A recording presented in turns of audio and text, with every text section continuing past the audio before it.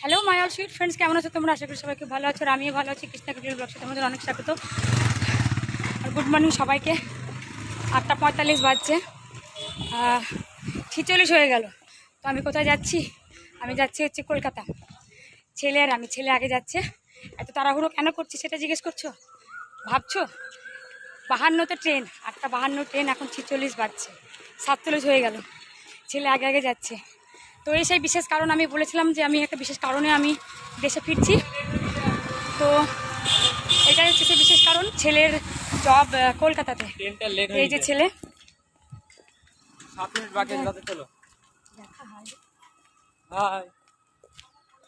তো আরও বিশেষ কারণ আছে অনেকগুলো, যার জন্য দেশে ফেরা।